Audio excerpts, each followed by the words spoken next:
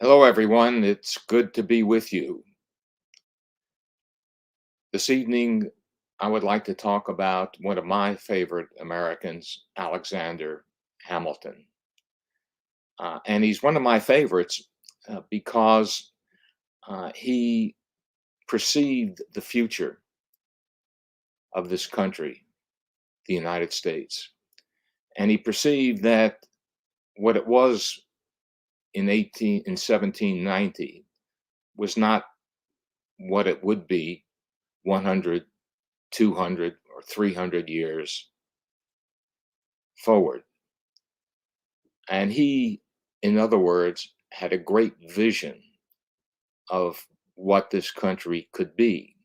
But the new country of America, needed a foundation. And Hamilton dedicated his professional career to building that foundation so that all Americans could enjoy both liberty and prosperity simultaneously. So let us take a look at the life of this marvelous individual.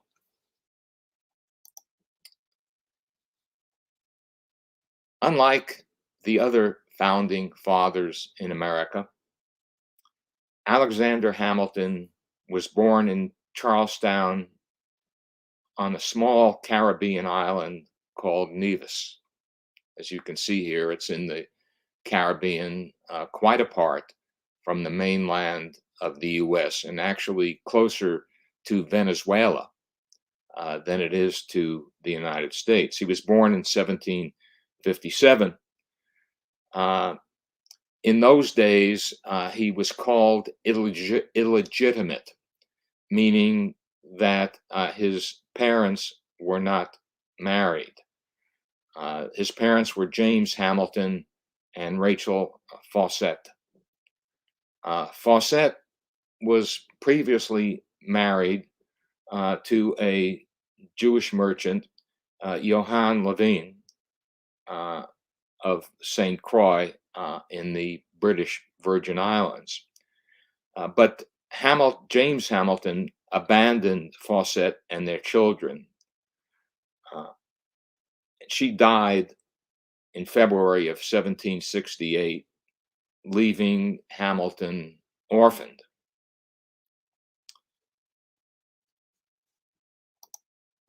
And here you could see the house where Alexander Hamilton was born in January of 1757. Hamilton was denied membership in his childhood church, the Church of England, because his parents were not married. And on the island of Nevis, you had to belong to a church in order to get your education. What we call public education today was just not available at that time. Uh, but he was accepted into a Jewish private school uh, led by a Jewish headmistress on the island. And his education advanced to the point where he could attend school on the mainland, the British colonial mainland, in the colony of New Jersey, so that eventually his objective was to attend a university in the colony of, in the British colony of America. And this is a portrait of Alexander Hamilton as a boy when he was 15 years old. Uh, when he went to New Jersey to complete his education, so he could be admitted into a university, and he selected King's College, which was in New York City, and King's College is now called Columbia University. And he entered there in 1773. He was only 16 years old at the time, but he was a very, very bright young man. And it's interesting, you go to Columbia University today, and right in front of the main hall that houses the administration of the university is a statue of one of their greatest, if not the greatest, alum of Columbia University, Alexander Hamilton. Uh, of course, in 1773, the British colonies in North America were already antagonistic toward British colonialism, and they wanted more freedom. And Hamilton was in the lead in Columbia University among the students and even among the faculty uh, in lobbying and supporting and demonstrating for greater freedom from the British Empire. But, and this I think reveals one of the strong points in Hamilton's character. There was an individual at Columbia University, a prominent individual by the name, published a series of pamphlets attacking revolutionary thought. In other words, he was supporting the British Empire. And he was subject to, and also threats on his life. And Hamilton protected him. And as you can see here, in the rear here is leaving a university building, and Hamilton is protecting him from the crowd. Even though Hamilton's views on independence and on the British Empire were directly opposite to what Samuel Seabury's views were. And he basically saved his life. And not only that, he also saved the life of King's College of an associate of Seabury's, Miles Cooper, from an angry mob. And how he did it, I think, is important. He used his oratorical skills. Even as a teenager, Hamilton just had a tremendous talent for oratory, for convincing a crowd, people, even a hostile crowd, that his arguments were correct. Well, of course, as we know, the American Revolution began in 1775, in April of 1775. And Hamilton wanted to participate in that. He was always on the Patriot side. He was offered positions as an aide because of his youth and education to multiple generals. But he didn't want that. He wanted to fight. He wanted to be on the battlefield. But when George Washington, whom you see here, invited Hamilton to become his aide, he really could not refuse, because, of course, Washington was the supreme commander of the colonial forces. And you can see Hamilton here in the background as Washington's aide. And he stayed with Washington throughout the entire American Revolution.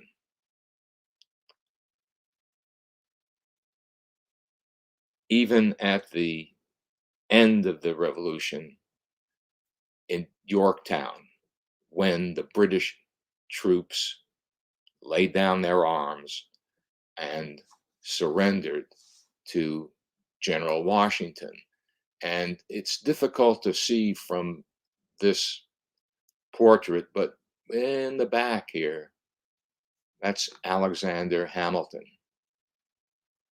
And Hamilton was always at Washington's side, particularly for important events like the surrender of the British at Yorktown, which effectively ended the American Revolution and created the United States of America. Now, Hamilton enjoyed women. I don't know how to phrase that in a positive way, but it, maybe he enjoyed them a little too much. But in any case, he met and fell in love with Elizabeth Schuyler, the daughter of General Philip Schuyler of New York. Now, New York had a large Dutch population, and Elizabeth, whom you see here, was of Dutch ancestry. They were very much in love. In his letters to Elizabeth, of course, he was off fighting in the Revolution. He got married in 1780, and the Revolution did not end until 1781. And he wrote to Elizabeth as follows: "I love you too much.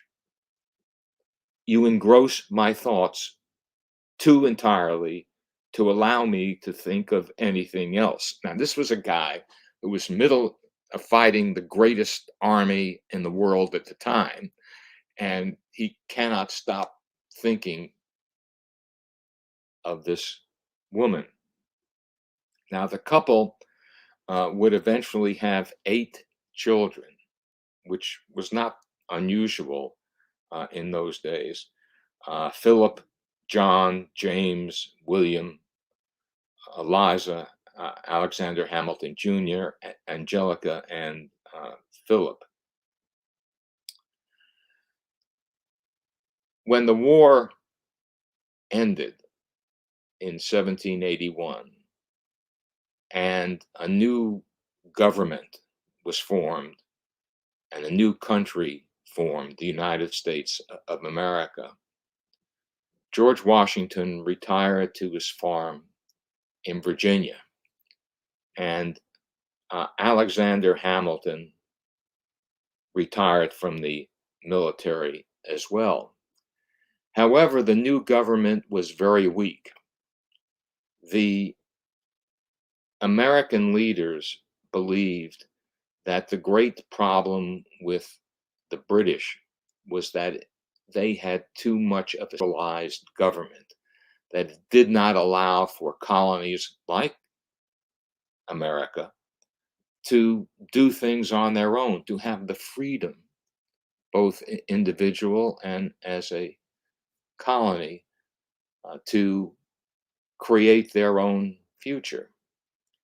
So the victorious Americans created a very weak central government under a document called the Articles of Confederation, which were ratified in 1783. And these articles provided for a weak federal government and for strong state governments. The problem was that when you have a weak federal government, several things can happen. One thing is that how are you going to pay your national debts? Are the states going to be willing to give funds to pay off these debts? And if you cannot pay off your debts, this has implications not only domestically, but foreign as well, because countries like France, for example, contributed money to the American Revolutionary cause, and they wanted to be paid back. So your credit is questioned. And when your credit is questioned, your ability to have a free and independent country is questioned as well. The uh, second uh, problem of a weak central government is that the British remained a threat. You had these 13 colonies on the coast of what is now the United States of America. But further west, the British had troops. The French had troops up in the northern part and in Canada. And who knows what conflicts could arise as a result of the presence of these troops. If you have a country, you don't want troops from a foreign nation stationed permanently in your country. It just doesn't work for your own independence.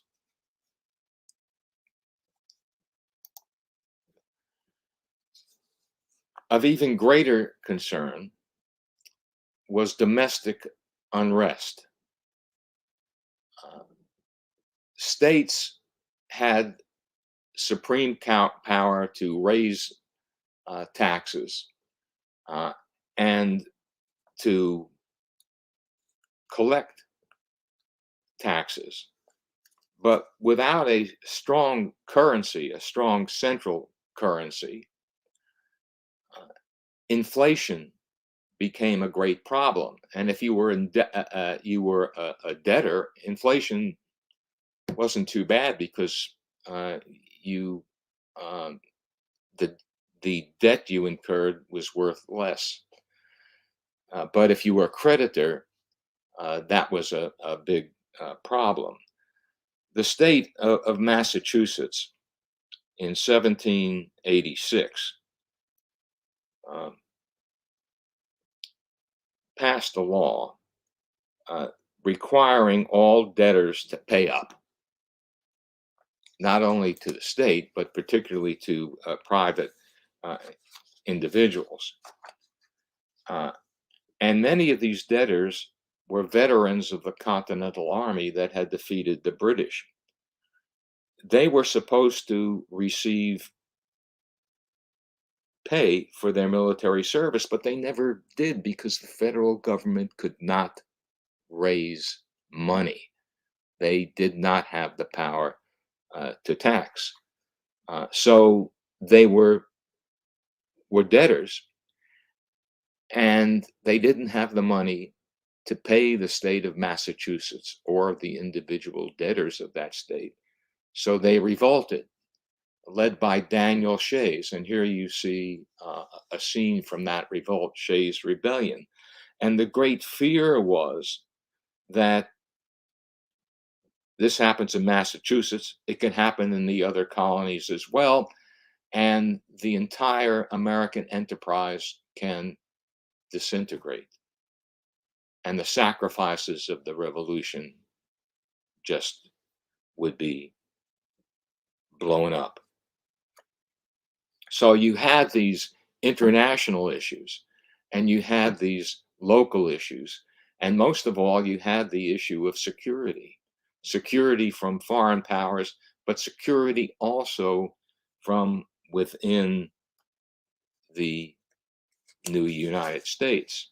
So Alexander Hamilton got together with James Madison and George Washington, and they decided that we've got to have a stronger central government. And so in 1786, the year of Shays' Rebellion, they put a call out to each of the 13 states for delegates to amend the Articles of Confederation, because they felt that if you say we're just going to blow up the government and put a new document in there, that would have created more problems. So it was very politic of them to say, okay, we're going to amend the Articles of Confederation. And so early in 1787, delegates from each of the 13 states met in Philadelphia to frame a new government.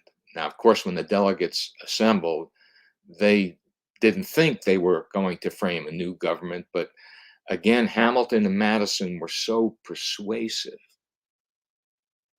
that that is exactly what they did. Now, of course, when you write a new document like the Constitution, you need to have the individual states to ratify it. And some states are more important than others. There were two states in particular that were extremely important. They were the largest states, both in population and in wealth. One of those states was New York. The other state was Virginia. And Virginians and New Yorkers did not want a government that would reduce their power, reduce their income and influence. But at the same time, it was extremely important to get these states on board, to lead the drive for this new document. So what Hamilton did, along with James Madison and a fellow New Yorker, John Jay, but mainly with James Madison, was produce a document, a series of essays called The Federalist. And he directed the Federalist toward the people of New York, because New York was such an important state. Madison and Hamilton argued that the document, the new Constitution, would create a strong country that would be able to fend off enemies both domestically and abroad. Now, some argued, in contrast, that the document gave Congress too many powers, that it could lead the American people to lose hard-won liberties that they had gained from the Revolution.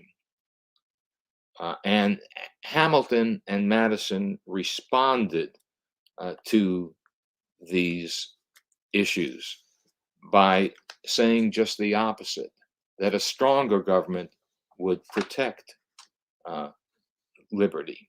Now, it's interesting, but neither Madison nor Hamilton signed these documents, the Federalists. They didn't even use their name. They used the same name, both of them, called Publius, Publius, which was a general, a Roman general who helped found the Roman Republic. And that connection between ancient Rome and America was very strong. If you look at the architecture of many of the buildings in Washington, D.C., the architecture is Roman. And it was a decided decision to have that type of architecture, because we compared ourselves to the Roman Republic.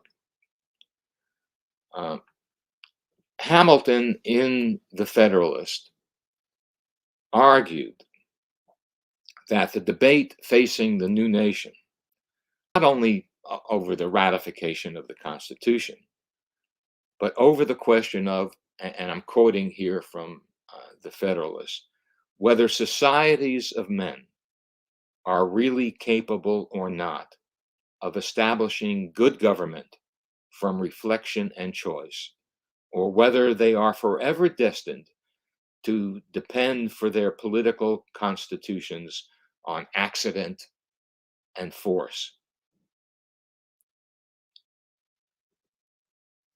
Hamilton argued that the decentralization of power that existed under the Articles of Confederation and that we've talked about prevented the new nation from becoming strong enough to compete on the world stage and or to quell internal insurrections such as Shays' Rebellion.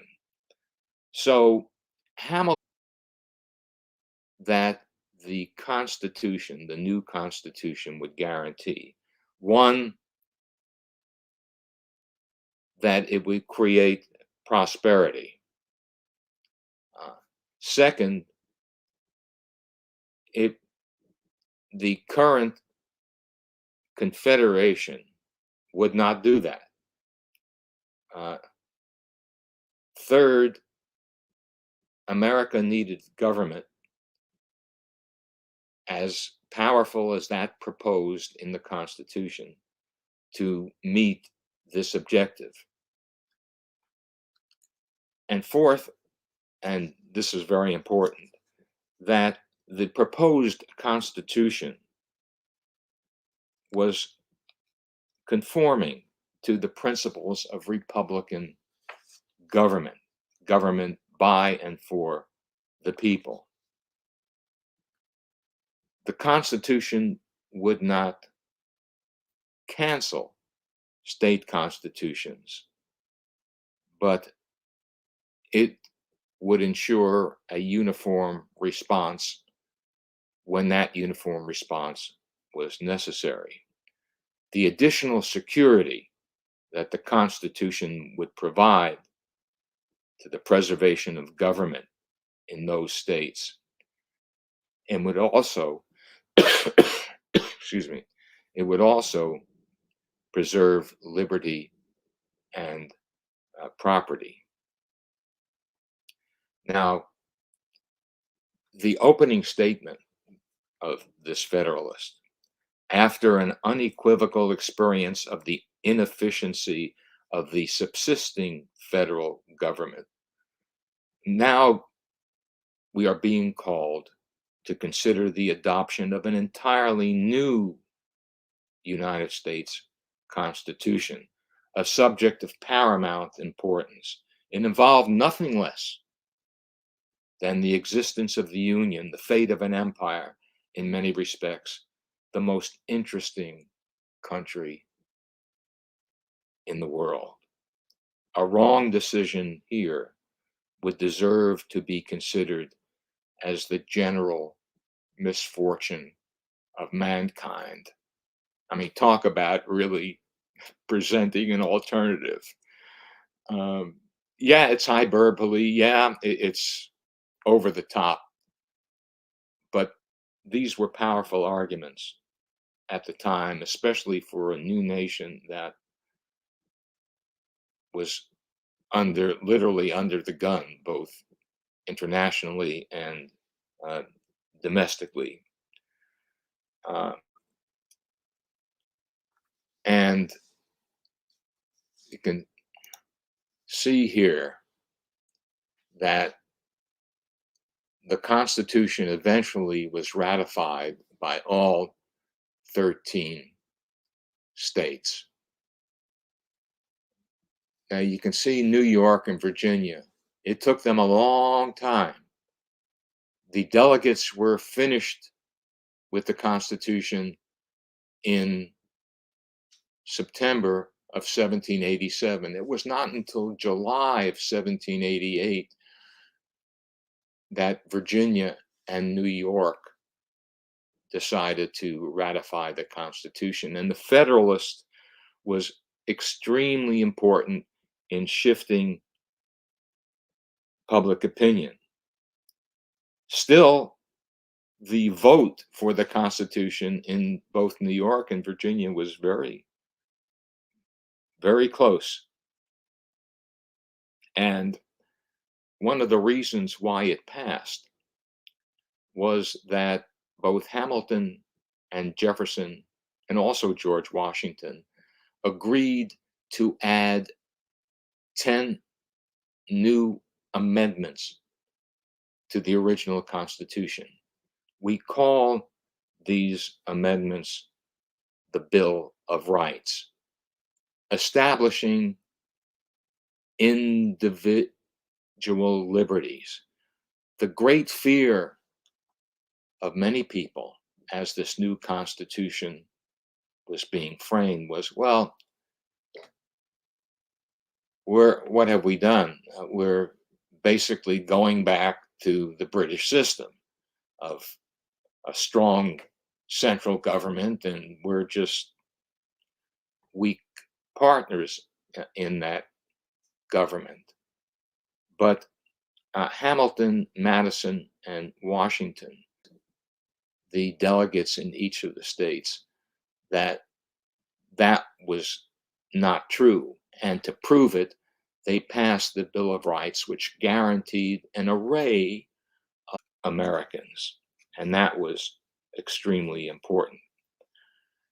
Well, in 1789, George Washington became our first president. And one of the first things he did when he became president was to appoint Alexander Hamilton as the secretary.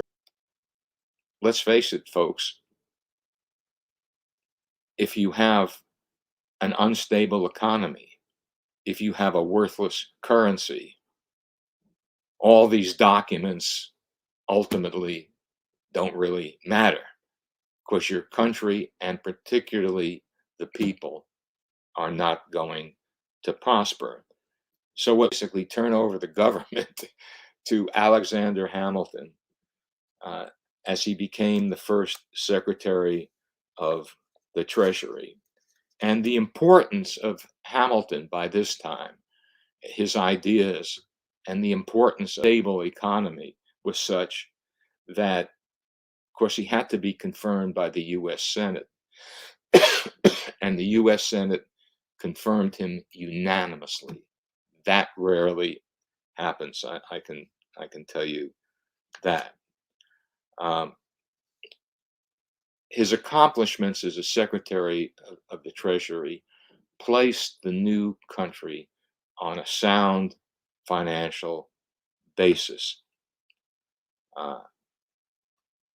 He advocated the establishment of a national bank, and you can see it here, as well as the federal assumption of state debts. Now, the states loved this because the states had debts, but now the federal government was going to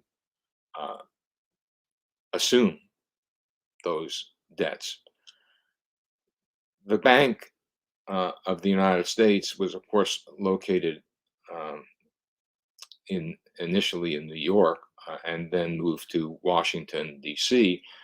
But one of the things Hamilton did to make certain that the individual states would not look upon this as a financial behemoth looking over their finances was to establish branches around the new country. And these branches were essential in the 20 years of the bank's existence in providing funding for westward expansion. Hamilton's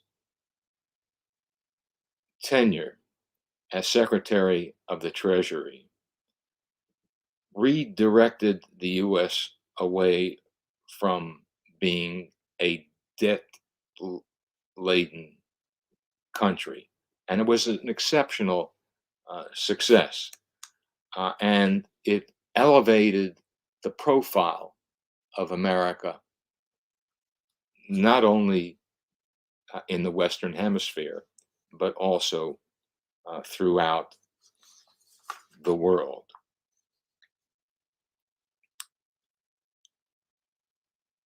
However,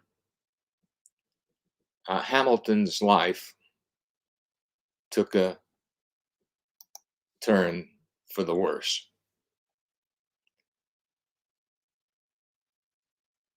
In the late 1790s. Hamilton was the subject of probably America's first highly publicized political sex scandals. In 1791, Hamilton, who of course was married, as we've seen, met a young Philadelphia woman named Maria Reynolds, and she was quite beautiful. You can see her here, and this is Alexander Hamilton. And as you can see, the relationship is not necessarily one of, oh yeah, I know you, you're a friend, but perhaps something more intimate. Maria Reynolds claimed she needed cash because her husband had left her, and she had a small daughter to support. Hamilton himself was an orphan, and he quickly agreed. Um, but the financial arrangement between the two quickly morphed into a romantic relationship. The twist here is that Maria Reynolds was not a desperate housewife. She and her husband James had carefully planned this affair in an attempt to extort money from Alexander Hamilton.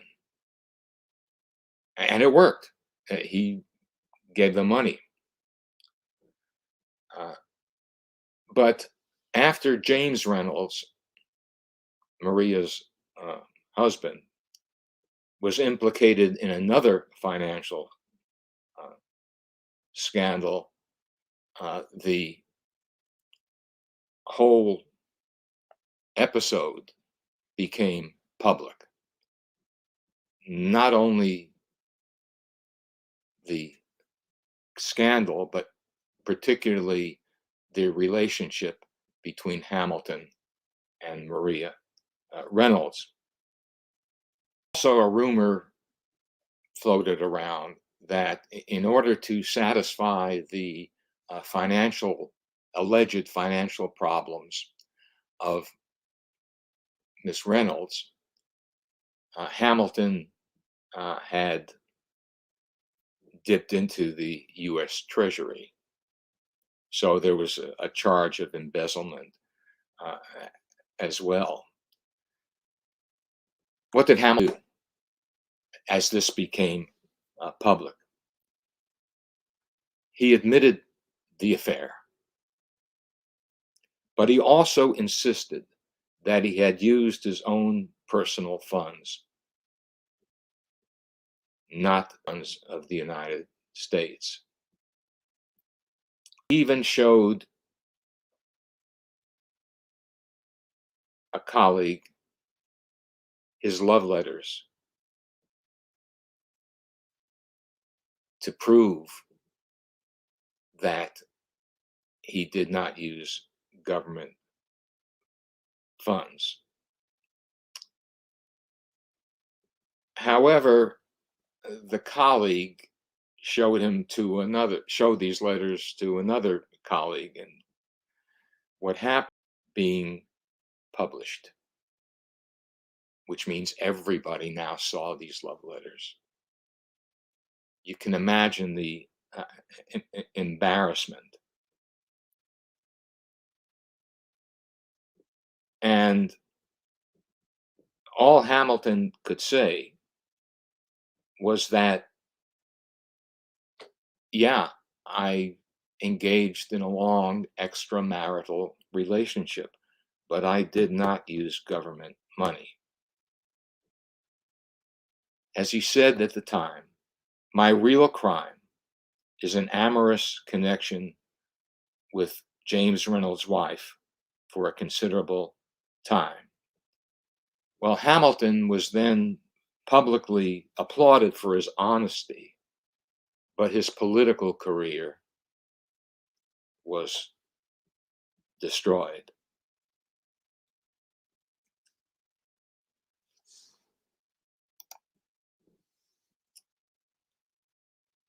To top it off,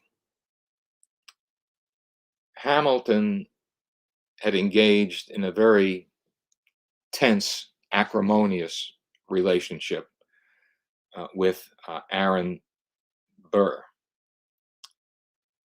Uh, Burr had defeated Hamilton's father-in-law, General Philip Schuyler, for a seat in the U.S. Senate. And Hamilton tried to thwart the political aspirations of Aaron Burr. Uh, Burr actually became vice president in 1800, and Hamilton tried to maneuver votes to prevent that, but of course it did not work. Uh, and the antagonism between Burr and Hamilton, as you can imagine, only increased. Uh, Burr decided in 1804 to run for governor of the state of New York, and Hamilton tried to block the ambitions of Burr, who lost badly in the election in April of 1804. That month, a newspaper published a letter in which Dr. Charles Cooper claimed that at a dinner party, Hamilton had called Burr a dangerous man. And Hamilton also expressed, and I'm quoting here, a more despicable opinion of Burr. Well, at that point, Burr challenged Hamilton to a duel. And duels were illegal in New York, so they went across the river to New Jersey. And they met at a town called Weehawken on a secluded ledge above the Hudson River. And had this duel where Hamilton was fatally wounded. Hamilton survived for roughly 31 hours.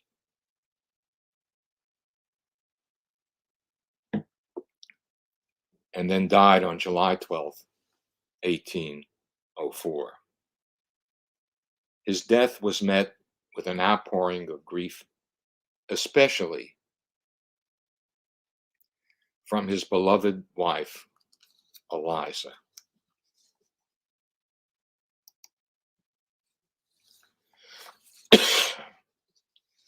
In fact, despite Hamilton's infidelity, Eliza Hamilton loved him deeply. And one of the ways she found solace in his death and to honor his memory was two institutions in New York that supported lower income children as well as orphans.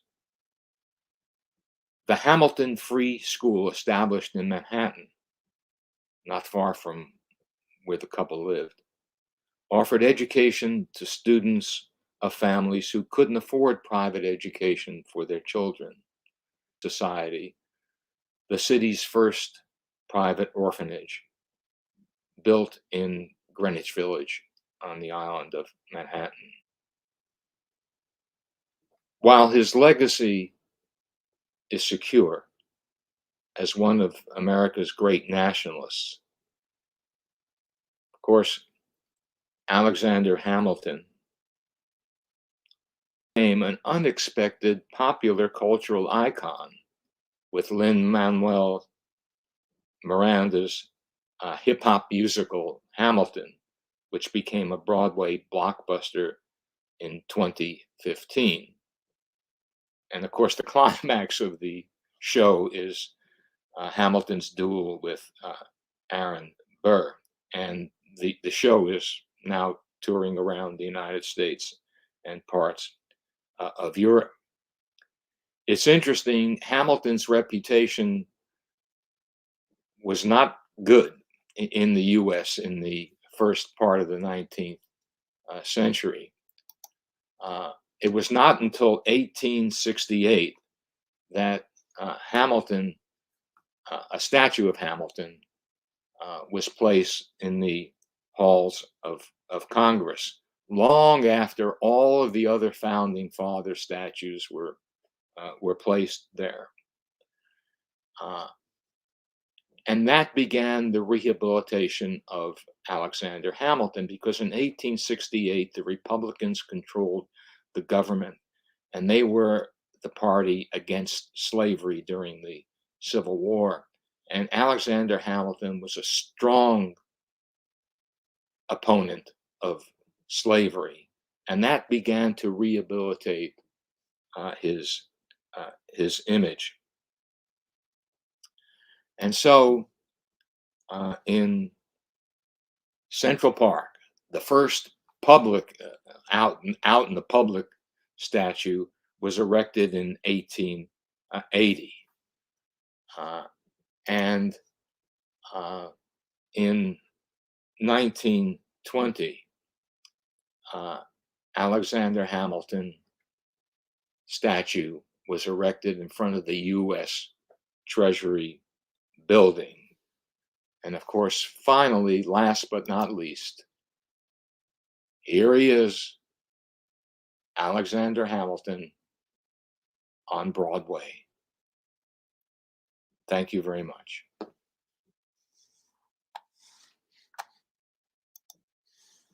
I'll be happy to take questions.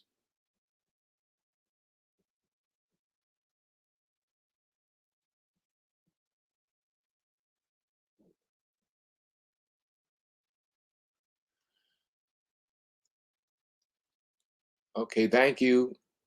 What do you think of the musical Hamilton? How popular is it in the U.S.? It's the most popular musical over the past 7-8 years in the U.S. I mean, judging by tickets, judging by packed audiences, I think that when children go to school in America, we learn about George Washington, Abraham Lincoln, James Madison. We don't know much about Alexander Hamilton. What the musical did was to, first thing, it generated a lot of interest in Alexander Hamilton. The musical was based on a 2004 biography by Ron Chernow. And few Americans, many Americans know about George Washington, Abraham Lincoln, James Madison, as I said, but only a hazy memory or idea of what Alexander Hamilton was all about. I mean, we see Alexander Hamilton often because he's on a $10 bill. His picture's on a $10 bill.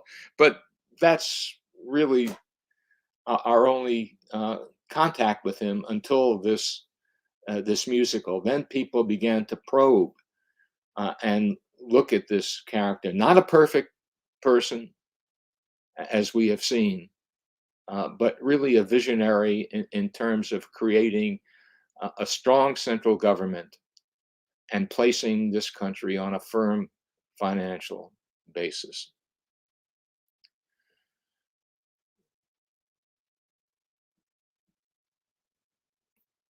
Uh, why there's a discussion to remove Hamilton from uh, the $10 bill? Well, um, the the problem with pictures on American money is that where are the women? Where are the people of color? They built this country too. So you have to, if you want to include that, you have to make some adjustments. So who do you ban from the money? Uh, I think if Alexander Hamilton were here today, considering his views on slavery in particular, he'd probably say, "Yeah, okay, you can take my picture off." After all, it was Hamilton who placed the U.S. on a sound financial basis. So that discussion is ongoing. Why didn't Hamilton run for president is another question. That's a really good question.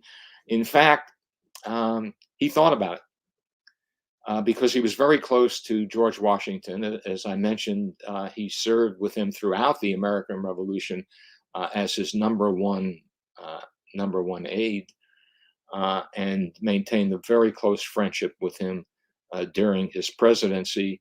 But his personal life intruded, and that ended his political ambitions. Um, what happened to Elizabeth Schuyler after the death of Alexander Hamilton? Did she remarry? No. She was totally devoted to Alexander. She was totally devoted to his children, and she dedicated her life to philanthropy, basically in the realm of education, particularly educating children who ordinarily, because of financial reasons, would not have the resources to uh, obtain an education.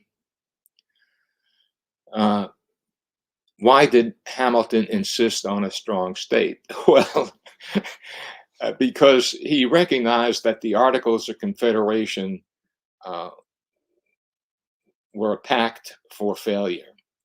In fact, the country was already failing. The country was already experiencing violence. The country was already experiencing very serious financial problems, and also problems of internal and external security. So, in order to live in the world of the late 18th century, you needed a strong central government. And that was his belief. Now, I should say that that belief was not shared by all of his colleagues, particularly Thomas Jefferson, who was very suspicious of a strong central government. He never lost that idea that as the British government consolidated in the 1760s and 1770s, things became much worse for the American colonies. So uh, Jefferson was concerned about that. But I tell you, when Jefferson became president, he was a strong president. What right did the federal government, for example, have to spend millions and millions of dollars to buy territory from France? Well, Thomas Jefferson said, "Yeah, we have that power. I'm going to use it." And several other examples. So once Thomas Jefferson became president, he recognized that his idea of states' rights and a weak federal government was not the recipe for a fledgling nation. Um, how did Hamilton feel about the situation with slavery in the United States? Did he oppose slavery? Yes, that's a great question because when people talk about Alexander Hamilton, they often uh, focus on his work as far as the Constitution was concerned, his work on placing the U.S. on a firm financial basis, but they don't talk about his strong opposition to the institution of slavery. Don't forget, and this is really the key to understanding Hamilton. He came from a very poor background. He came from a background that where many people would shun him just because of that background.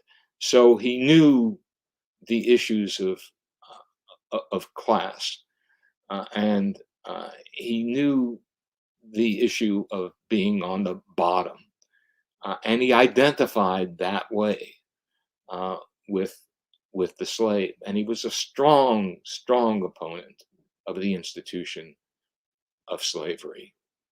Well, I should say, well before it became a major issue in the United States.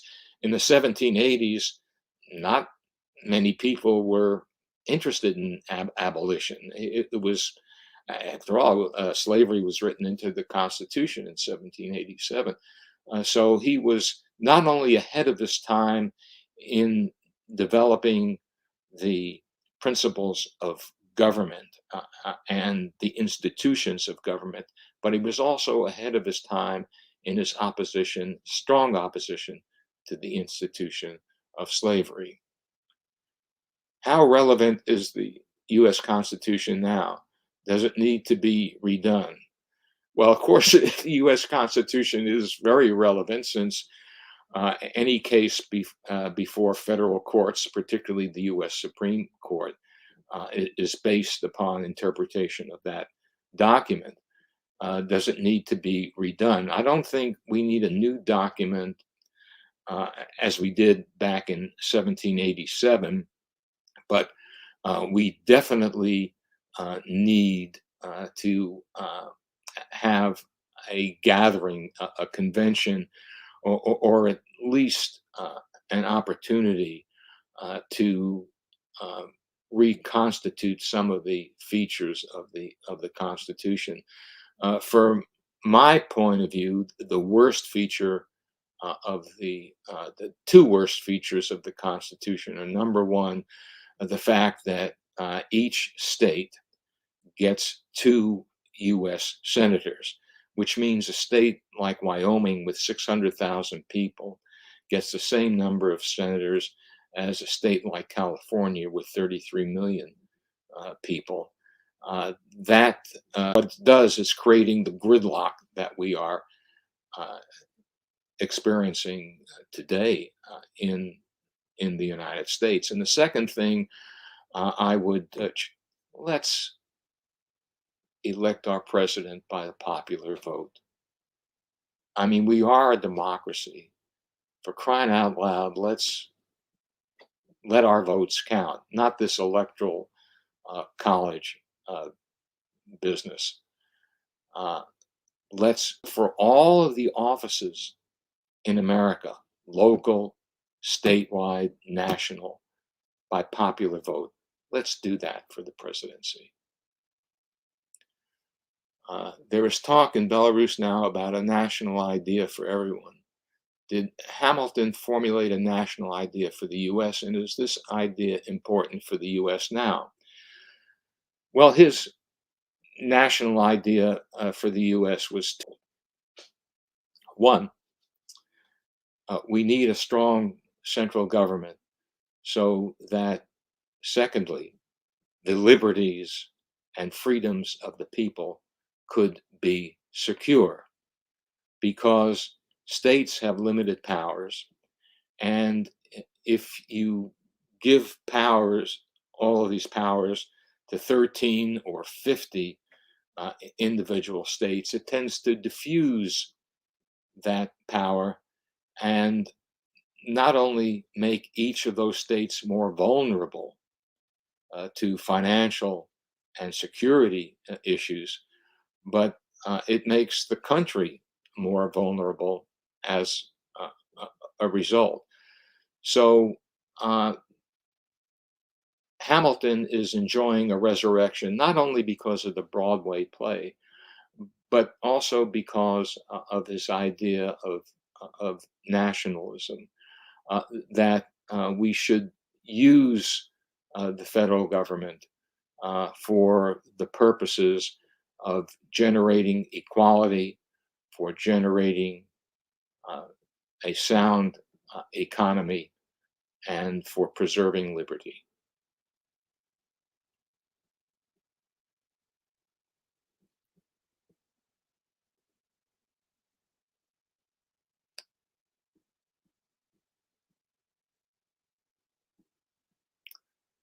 Thank you all very much.